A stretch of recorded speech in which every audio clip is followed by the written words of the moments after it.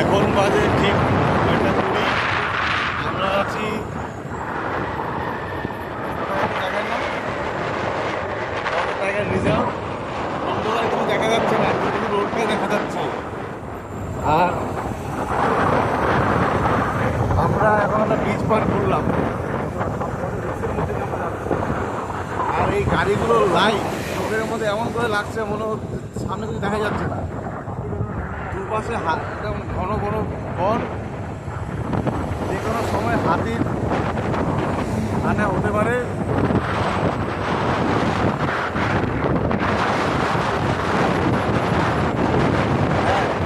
এই জায়গাতেই হাতির সামনে পড়ে গেছিলাম। পড়ে যাওয়াতে বাইকটা সামনে স্পিড ব্রেকটা সেই ক্ষেত্রে হাতিটা চলে গেছে এইসব জায়গাতেই। তো এই সময়টায় হাতির ভয়টা আরও বেশি থাকে। যাই হোক, আমরা যাচ্ছি আর কিছু করতে পারি জঙ্গল। দুপাশে ডিপ ফরেস্ট, একদম এতটাই ডিপ ফরেস্ট, মানে 10 ফুট করে কিছু দেখা যায় না, এতটা ডিপ ফরেস্ট। এই ফরেস্টে যদি একদম ঢুকে যায় তাহলে খুঁজে পাওয়া যাবে না। আপনারা দেখতে পাচ্ছেন আলোর জ্যোৎস্না রাত, তাও আমরা রোডটাই দেখতে পাচ্ছি, দুপাশে দুটো জঙ্গলকে দেখতে পাচ্ছি।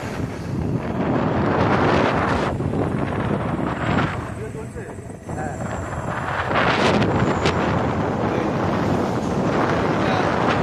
জ্যোৎস্না রাত।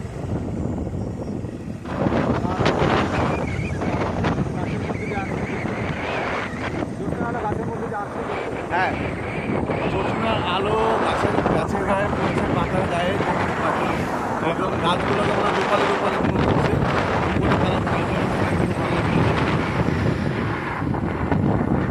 জ্যোৎস্নার আলো এই ক্যামেরা তো বোঝা যাচ্ছে, খালি চোখে স্পষ্ট দেখা যাচ্ছে। জ্যোৎস্নার আলো পুরো গাছের পাতায় পড়ছে, চকচক ক্যামেরাতে আসছে না,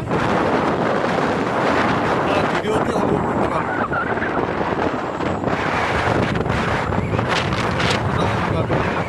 রাস্তা ছাড়া কিছু দেখা যাচ্ছে না, কিচ্ছু দেখা যাচ্ছে না।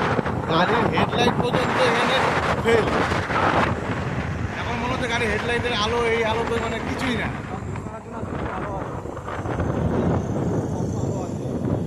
জ্যোৎস্নার জন্য একটু অল্প আলো আছে বলে দেখা যাচ্ছে, না যদি না থাকতো পুরো অন্ধকার, একদম অন্ধকার।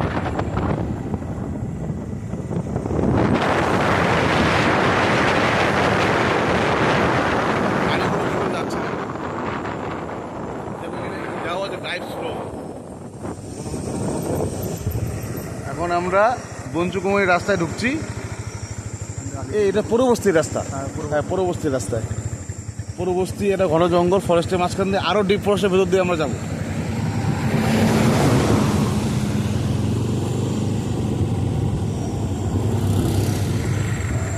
আমরা ডিপ করে ঢুকলাম।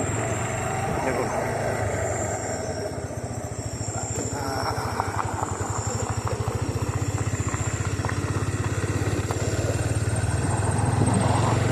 বাইকের আলো মনে হচ্ছে, বাইকের আলো পড়ছে, খালি রাস্তার মধ্যে পড়ছে, তাও দেখা যাচ্ছে ক্যামেরাতে। এতটা দুপাশে জঙ্গল, ডিপ ফরেস্ট, ডিপ ফরেস্ট।